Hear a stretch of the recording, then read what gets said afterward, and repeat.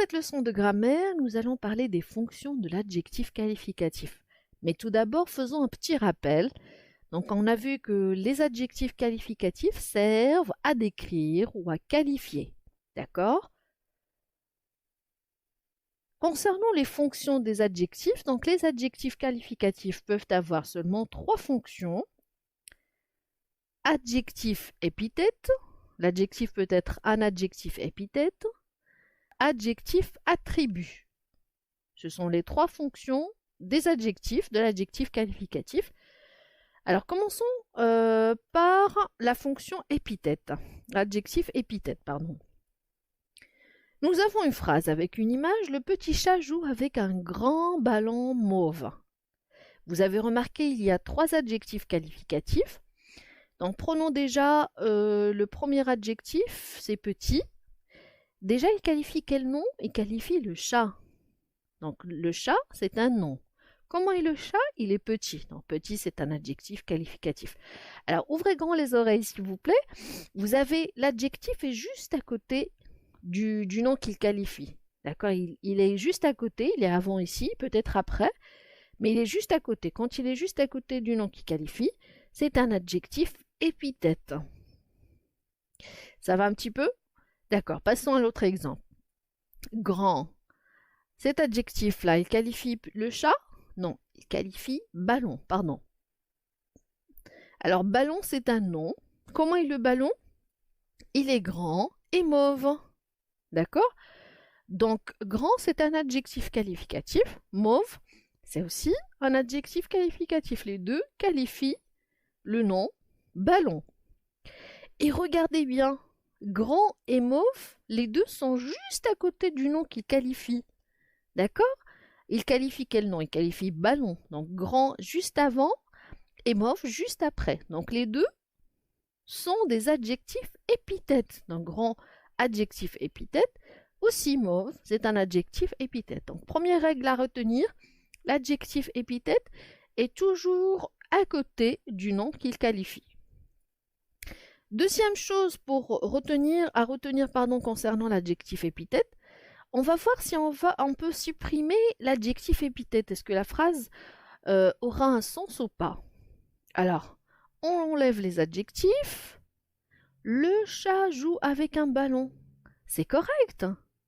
C'est le même sens presque de la phrase précédente. Regardez, le petit chat joue avec un grand ballon mauve. J'enlève les adjectifs épithètes. Hop, le chat joue avec un ballon. Donc, on peut supprimer l'adjectif épithète. Donc, à retenir, l'adjectif épithète est placé juste à côté du nom qu'il qualifie, soit avant, soit après. D'accord? Il donne des informations sur le nom, comme tous les adjectifs, d'accord? Il appartient à un groupe nominal. Donc, ici, l'adjectif épithète précisément appartient à un groupe nominal. Alors, le chat, c'est un groupe nominal. Le petit chat, c'est aussi un groupe nominal. D'accord? Il peut être supprimé sans modifier le sens de la phrase. Comme ce qu'on a vu tout à l'heure, on a supprimé l'adjectif épithète et la phrase est restée correcte. D'accord? Très bien. Passons maintenant à l'adjectif attribut du sujet. Attribut du sujet. Ah, d'accord, attendez, il y a un sujet ici. Donc d'ailleurs déjà, regardez une phrase. Cette voiture semble énorme. L'adjectif est énorme, d'accord? Mais il y a déjà un verbe. Et c'est un verbe d'état.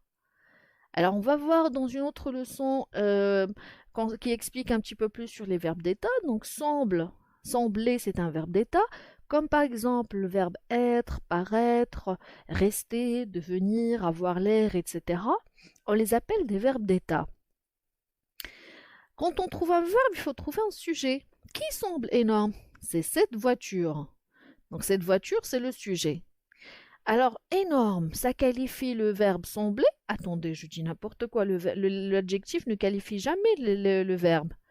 Donc, énorme qualifie la voiture. C'est un adjectif qualificatif qui qualifie cette voiture. Il qualifie le sujet.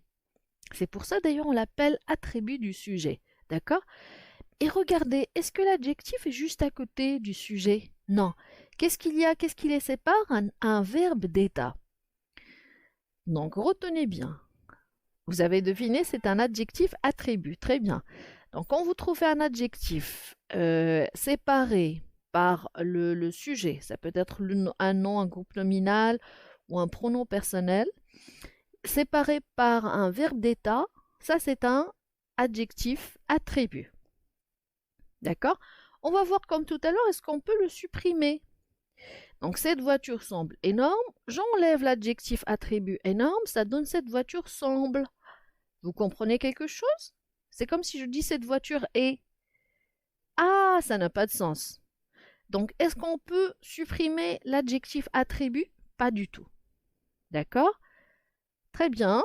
Donc l'adjectif attribut du sujet, l'adjectif est attribut du sujet s'il donne des informations sur le sujet, voilà, s'il ne peut pas être supprimé et s'il est introduit par un verbe d'état. D'accord?